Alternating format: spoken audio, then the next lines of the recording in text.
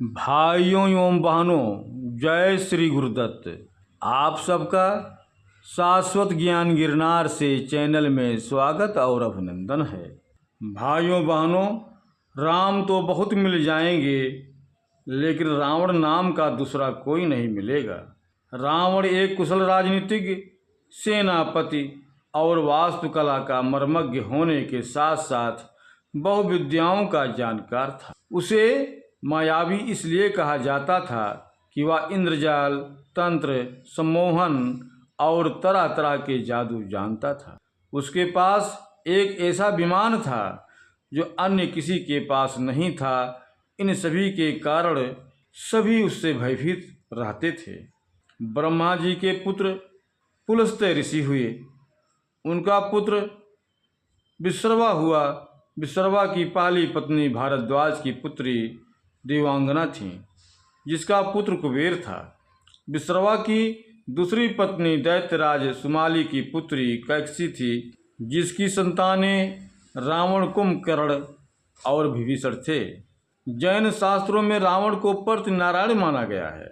जैन धर्म के 64 श्लाघों पुरुषों में रावण की गिनती की जाती है। रावण के बारे में वाल्मीकि रामायण के अलावा पद्म पुराण, श्रीमद् भागवत पुराण, कूर्म पुराण, महाभारत, आनंद रामायण, दशावतार चरित आदि हिंदू ग्रंथों के अलावा जैन ग्रंथों में भी उल्लेख मिलता है।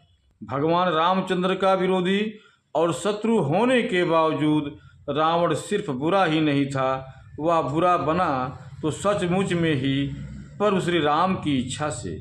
हुई ये वहीं जो राम रच राखा। एक बुराई आपकी सारी अच्छाइयों पर पानी फेर देती है और आप देवताओं की नज़रों में भी नीचे गिर जाते हैं। विद्वान और प्रकांड पंडित होने के साथ साथ आप अच्छे साबित नहीं हो पाते। अच्छा होने के लिए नैतिक बल का होना बहुत जरूरी है। कर्मों का शुद्ध होना जरूरी है। शिव का परम भक्त यम और सूर्य तक को अपना प्रताप झेलने के लिए विवश कर देने वाला प्रकांड विद्वान, सभी जातियों को समान मानते हुए भेदभाव रहित रक्ष समाज की स्थापना करने वाला रावण आज बुराई का प्रतीक माना जाता है, इसीलिए कि उसने दूसरे की स्त्री का हरण किया था। आओ जानते हैं कि रावण में कौन कौन सी अच्छाइयाँ थीं। भाइयों बहनों, वीडियो शुरू करने से पहले हम आप सबसे अनुरोध करूंगा कि चैनल को सब्सक्राइब एवं वीडियो को लाइक तथा शेयर जरूर करें एवं कमेंट्स बॉक्स में अपने विचार से हमें अवगत कराएं। महापंडित रावण।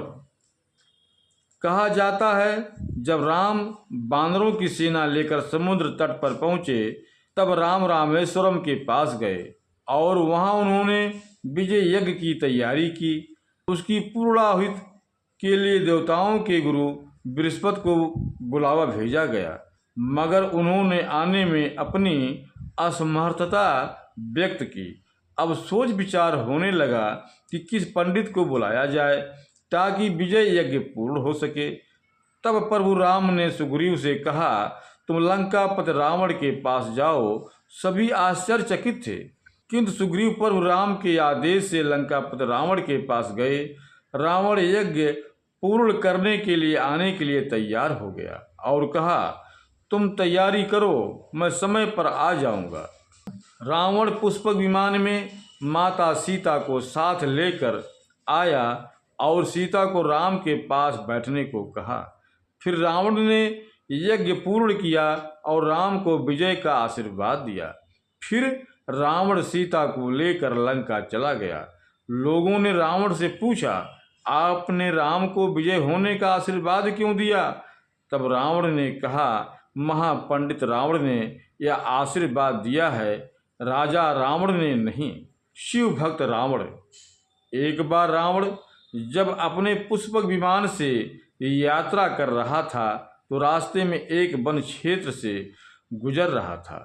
उस क्षेत्र के पहाड़ पर शिव जी ध्यान मग्न बैठे थे। शिव के गणनंदी ने रावण को रोकते हुए कहा कि इधर से गुजरना सभी के लिए निषिद्ध है, क्योंकि भगवान तप कर रहे हैं, ध्यान में मग्न हैं। रावण को यह सुनकर क्रोध उत्पन्न हुआ। उसने अपना विमान नीचे उतार कर नंदी के समक्ष खड़े होकर नंदी का अपमान किया और फिर जिस पर्वत पर शिव विराजमान थे उसे उठाने लगा। यह देख शिव ने अपने अंगूठे से पर्वत को दबा दिया, जिस कारण रावण का हाथ भी दब गया और फिर वह शिव से प्रार्थना करने लगा कि मुझे मुक्त कर दें। इस घटना के बाद वह शिव का भक्त बन गया। रावण की रचना। रावण ने शिव तांडव स्तोत्र की रचना करने के अलावा अन्य कई तंत्र ग्रंथों की रचना की। कुछ का मानना है कि लाल किताब ज्योतिष का प्राचीन ग्रंथ भी रावण संहिता का अंश है। रावण ने यह विद्या भगवान सूर्य से सीखी थी। राजनीति का ज्ञाता। जब रावण मृत्युशैया पर आ पड़ा था तब राम ने लक्ष्मण को राजनीति का ज्ञान लेने रावण के पास भेजा। जब लक्ष्मण रावण के सिर की ओर बैठ गए तब रावण ने कहा, सीखने के लिए सिर की तरफ नहीं पैरों की ओर बैठना चाहिए। यह पहली सीख है। रावण ने राजनीति के कई गूढ़ रहस्य बताए। कई शास्त्रों का रचयिता रावण बहुत बड़ा शिव भक्त था। उसने ही शिव की स्तुति में तांडव स्तोत्र लिखा था। रावण ने ही अंक प्रकाश, इंद्रजाल, कुमार तंत्र, प्राकृत कामधेनु, प्राकृत लंकेश्वर, ऋग्वेद भाष्य, रावणीयम, नाड़ी परीक्षा आदि पुस्तकों का रचना की थी। शिव तांडव स्तोत्र। रावण ने शिव तांडव स्तोत्र की रचना करने के अलावा अन्य कई तंत्र ग्रंथों की रचना की। रावण ने कैलाश पर्वत ही उठा लिया था और जब पूरे पर्वत को ही लंका ले जाने लगा तो भगवान शिव ने अपने अंगूठे से तनिक सा जो दबाया तो कैलाश पर्वत फिर जहाँ था वहीं अवस्थित हो गया। इससे रावण का हाथ दब गया और वह क्षमा मांगते हुए कहने लगा, शंकर शंकर हे भोलेनाथ, अर्थात क्षमा करिए और स्तुति करने लगा। यह क्षमा याचना और स्तुति ही कालांतर में शिव तांडव स्तोत्र कहलाया। अरुण संहिता। संस्कृत के इस मूल ग्रंथ को अक्सर लाल किताब के नाम से जाना जाता है। इसका अनुवाद कई भाषाओं में हो चुका है। मान्यता है कि इसका ज्ञान सूर्य के सारथी अरुण ने लंकाधिपति रावण को दिया था।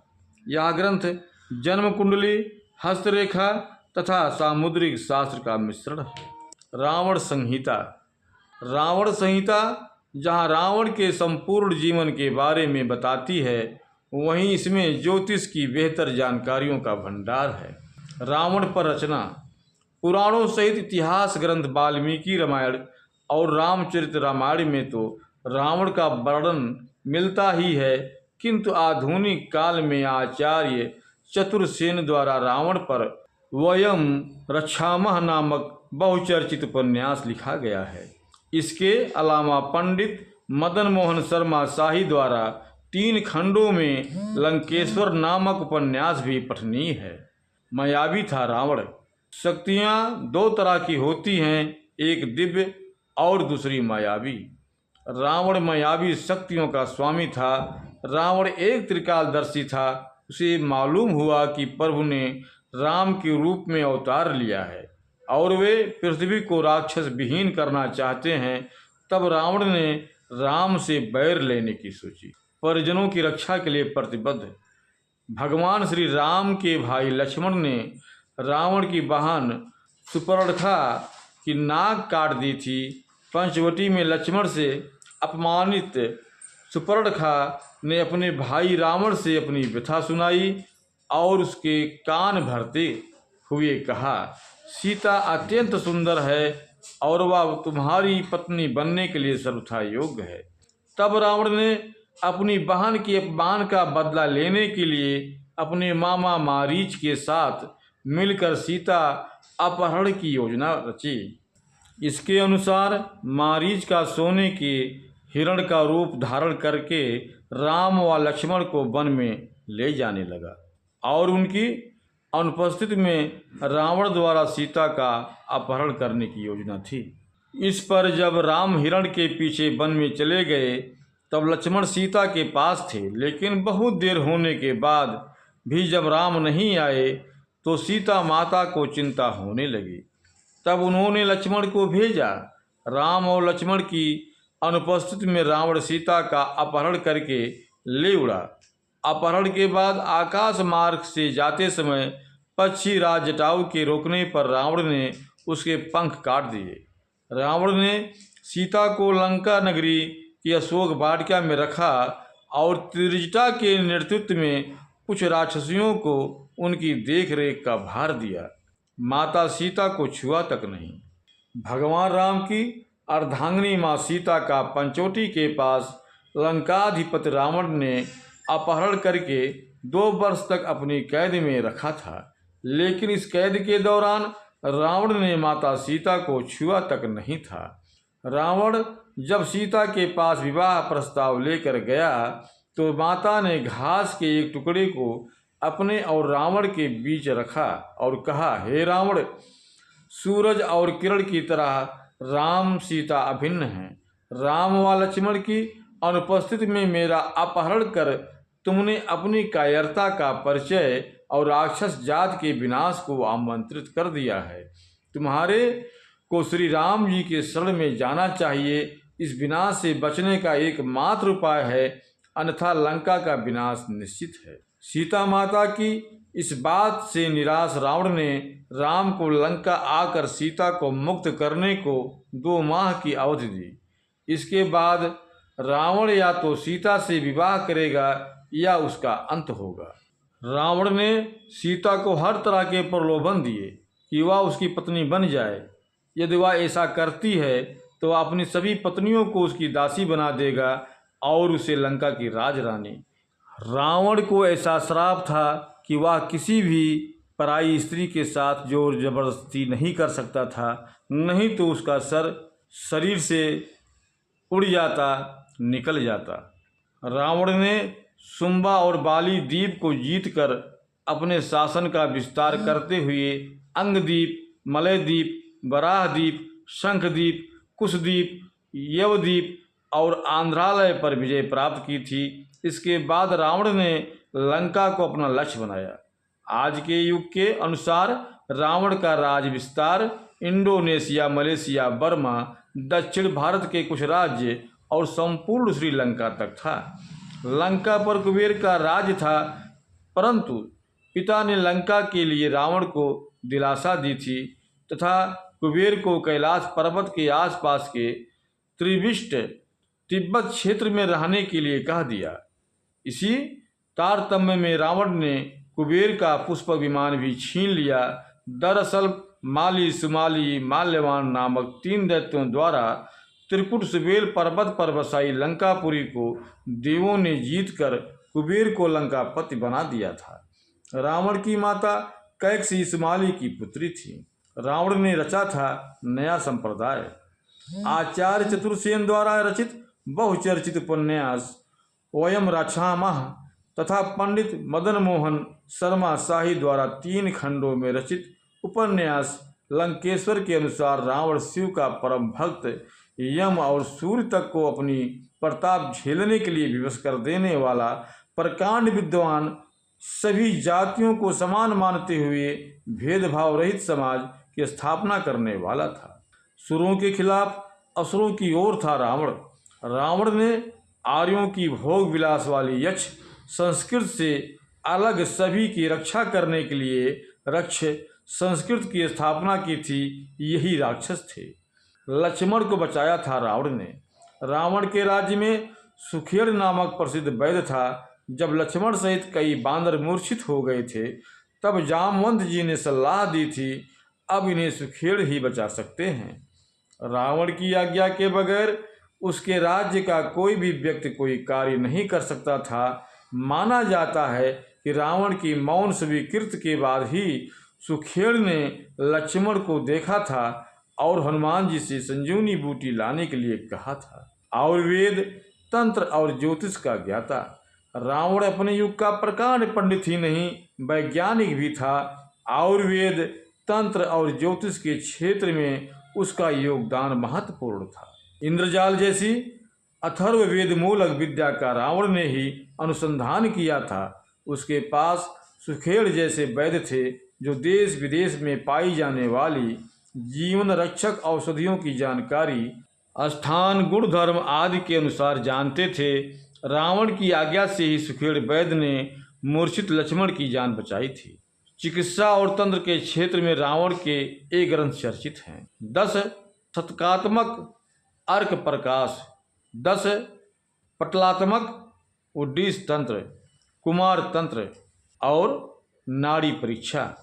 रावण के चारों ग्रंथ बहुत अद्भुत जानकारी से भरे हैं। रावण ने अंगूठे के मूल में चलने वाली धमनियों को जीवन का नाड़ी बताया है, जो सर्वांग स्थित व सुख दुख को बताती है।